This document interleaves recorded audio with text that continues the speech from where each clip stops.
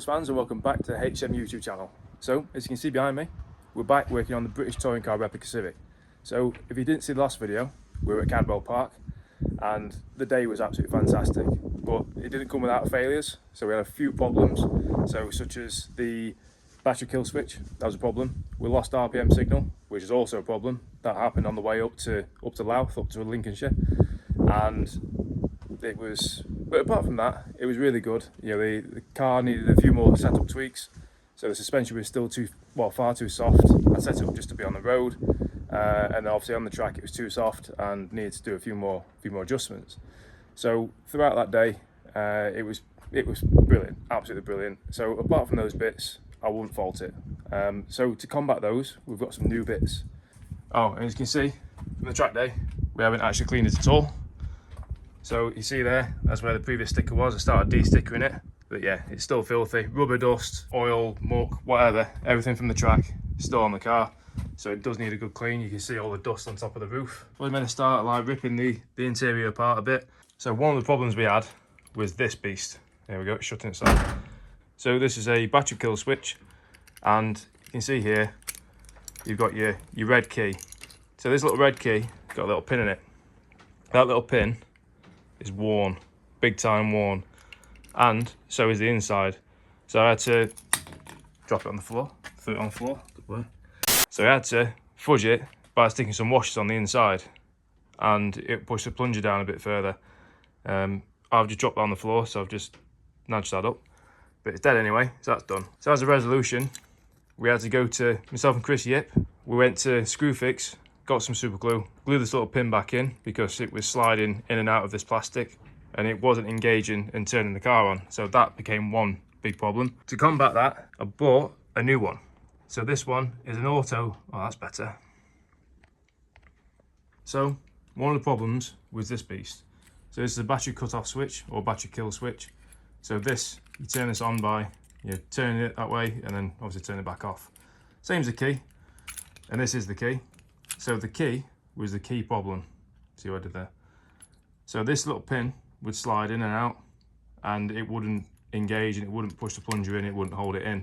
So when you turn the key, the car wouldn't come on. So yeah, so what I had to do was fudge it, and I had to add some washers into this little snout here and to try and push the plunger down a bit more because the whole inside of this barrel is knackered. So that's done for, I've had enough of that. So got a new one, so we've got an auto let one now, and hopefully we don't have this problem again. So with the auto let one, you get a huge sticker, so God knows where I'm going to put that, probably nowhere. And if we do end up doing some racing, we'll have to get some different ones and stick them on the bonnet or down the scuttle panel, that sort of thing. The build quality of that is definitely better than one of them. Again, I don't know what manufacturer that is, but it's a lot better. The second part, we didn't have any RPM signal on this bad boy. So you can see from when it's been on the track, there's no RPM signal.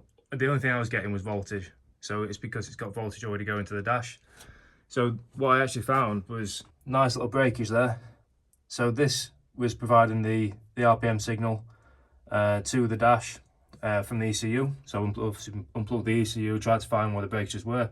That's why I've got pins going into that connector and that sort of thing, and the dash is all upside down. Gonna solder that back together, just get rid of this crimp, neaten it all up a little bit and do a bit better with the harness. And also the next thing I'm gonna be doing is adding the RS232 connection, so we can actually get more displays on the dash. So currently it is only displaying RPM and the speed I was running off the K-Pro on my phone. So it's impractical, so I want it on the dash. So that's what's coming next. So one thing I didn't get a chance to do was get oil pressure and oil temperature sensors on the car before I went to Cadwell.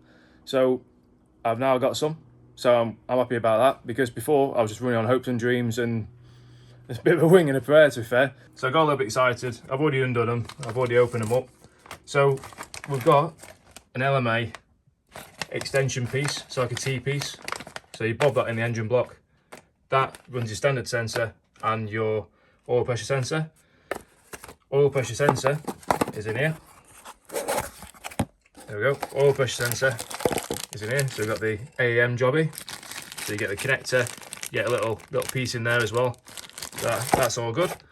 Also got the AEM oil temperature sensor, so that'll go in the sump with a little union piece, which is over here. So we get a little union piece, again, LMA jobby. So you bob that in the sump, put your sensor in there, Bob's your uncle. So then we run a few wires in. So we run a few wires from there, back into the cabin, and then we'll connect it up to that connector there. And then we should have oil pressures, oil temperatures, everything on the Motec. In the Motec system exhaust. Right, and sports fans, it's a couple of days in, and because I've been pressing bushes out and it's taken absolutely ages. So we're here, look, these are CRV wishbones of the same sort of year as this, and I've just fitted some Super Pro bushes, did them on the rear of the car. However, I didn't get a chance to do the front ones, and plus these are brand new bushes, they're already in these wishbones. So these are Moog Specials. There we go, that way up, Moog Specials. So they came with new bushes. However, because I wanted more caster, so I replaced them with the caster bushes from Super Pro. So again, I had to press out the bushes, and I don't have a press here, because otherwise it's an absolute nightmare. You have to burn them out, you have to chop them out, all that sort of stuff.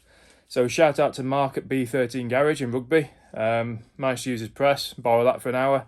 And yeah, I was still swearing at that. So what we can do now though, is we can actually get some life on the dash. So we've got RPM across the top. We've got battery voltage. It's a little bit low because I've left the car connected.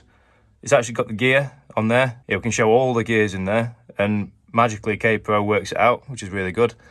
Speedo, finally got speedo in there. I've got throttle position just because these bottom two, these will be replaced to say oil pressure and oil temperature. So that's the next thing we've got to do. And then the 22 degrees is the water temp. And we've also got shift lights. So yeah, dash, done. Ta-da! We have life. Yee! Right, sports fans. So fast forward a week or so, but we've got a lot of things done. As you can probably tell, my voice is absolutely knackered because we've actually been to Sanspod, been and done it. I actually slipped up, and my GoPro, I didn't actually put the SD card in the GoPro, so I didn't get any footage whatsoever from inside the car, but I got some footage from outside the car.